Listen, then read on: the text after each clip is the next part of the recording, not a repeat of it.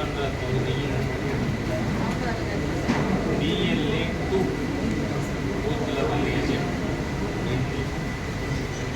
அவர்களுடைய பயிலரங்கத்திற்காக வந்திருக்கிறார்.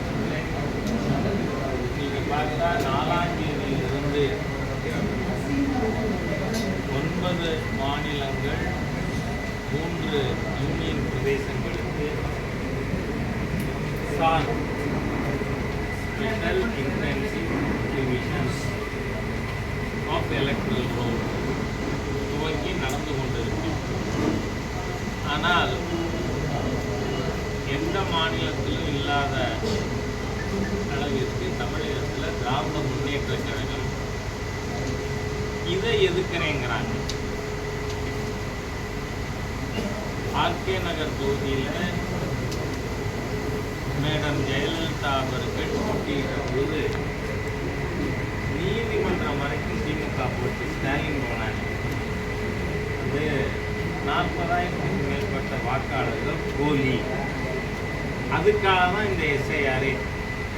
ஸ்டாலின் அவர்கள் அன்னைக்கு தமிழ்நாட்டில் வாக்காளர் போலி வாக்காளராக இருக்காங்க அப்படி சொன்னால் அதை சரி பண்ண வேண்டாமா?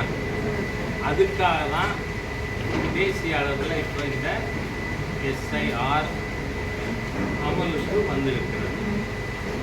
டிசம்பர் 4ஆம் தேதிக்குள் அரசு தரப்பில் ஒரு பூத்துக்கும் பூத் லெவல் ஆஃபீஸர்ஸ் நியமிச்சிருக்காங்க. அந்த பூத் லெவல் ஆஃபீஸர் BLOவோட இணைந்து எல்லா வீடுகளுக்கும் உடன் சென்று வாக்காளர்கள் விடுபடாமல் அவர்களை பதியறதுக்காக நம்ம கட்சியினுடைய BLA 2 அவங்களுக்கு இப்போ நாம் பயிற்சி இன்னைக்கு ஏற்பாடாகிருக்கு. காங்கிரஸ் கட்சி பார்த்தீங்கன்னா அவங்க கட்சிக்காரங்களே சொல்கிறாங்க, எங்கள் ராகுல் காந்திக்கு என்னவோ ஆயிடுச்சு. ஏன்னா அவர் பேசுறது no sane person can accept it. என்ன சொல்றாரு? Brazilian model. அந்த அம்மா இங்கே 22 இடத்துல ஹரியானாவில் ஓட்டு போட்டிருக்காங்க. அந்த அம்மா வேர்ல்டு மீடியாவில் வந்து சொல்லியிருக்காங்க, நான் இந்தியாவுக்கே வந்ததில்லை, இந்தியாவுக்கே வராத ஒரு பெண்மணி எப்படி 22 பூத்தில் ஓட்டு போட்டாங்க? அது போலி ஓட்டர் கூட இல்லை. அவர் சொன்ன அட்ரஸில் வாக்காளர் இருக்கார். அங்கே போய் நம்ம ஊடக நண்பர்கள் பார்த்தா என் ஃபோட்டோவுக்கு மேலே அந்த பிரேசிலியன் மாடல் ஃபோட்டோ ஒட்டி இந்த மாதிரியாக ஒரு போலி வாக்காளர் பட்டியல் தயார் பண்ணியிருக்காங்க ராகுல் காந்தி. அது மாத்திரம் இல்லை, இன்னொரு குற்றச்சாட்டு 222 இடத்துல ஒருத்தர் ஓட்டு போட்டிருக்காரு. நீங்கள் 11 மணி நேரத்தில் 222 இடத்துல ஒருவர் ஓட்டு போடணும்னா 3 நிமிஷத்துக்கு ஒரு ஓட்டு போட்டுருக்கணும். நீங்கள் பூத்துக்குள்ளே போய் லைனில் நிற்க வேண்டியிருந்தாங்க, நின்று அதுக்கப்புறம் கையில் அந்த இன்டிவிஜுவல் இங்கு வச்சு நீங்கள் ஓட்டு போடுறதுக்கு எவ்வளோ நேரம் ஆகும்? ஆக ஒரு புத்தி சுவாதீனம் உள்ளவர் ராகுல் காந்தி மாதிரி பேச மாட்டார். அந்த மாதிரியாக ராகுல் காந்தி நம் வாய்க்கு வந்ததெல்லாம் உண்மைக்கு புறம்பானது, ஹியூமன்லி இம்பாசிபிள், அந்த மாதிரியான குற்றச்சாட்டுக்களை சொல்லி வந்து மக்களை குழப்பறது. இதுக்கு என்ன காரணம்? இந்த காங்கிரஸ் இந்தி கூட்டணி இதனுடைய தலைவர்கள் பாலஸ்தீனத்தில் அமைதி வேணும்பாங்க. ஆனால் பாரத நாடு என்ன ஆகணும்? நேபாள் ஆகணும், பங்களாதேஷ் ஆகணும். இங்கே ஜென் இசட் அவங்களெலாம் ரோடுக்கு வரணும், போராடணும், நாட்டில் குழப்பம் ஏற்படுத்தணும். இப்படி ஒரு எதிர்கட்சி தலைவர் இந்த நாட்டுக்கு மிகப்பெரிய துரதிருஷ்டம், நாட்டுக்கு சாபக்கேடு. ராகுல் காந்தி மாதிரியான ஆட்கள் எதிர்கட்சி தலைவர்ங்கிற போஸ்டில் இருக்கிறது. அதனால நமக்கு இன்றைய தேவை எ ஃப்ளாலெஸ் எலக்டரல் ரோல்.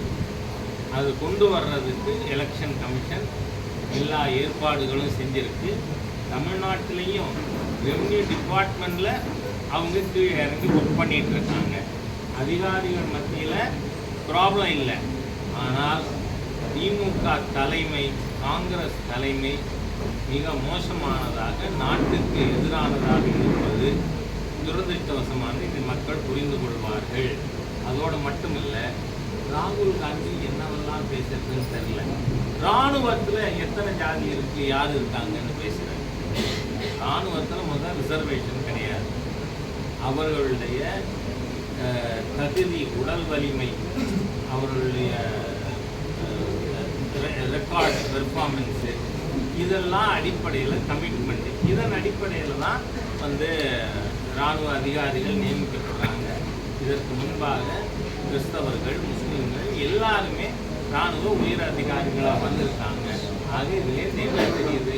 தேச விரோத ராகுல் காந்தி.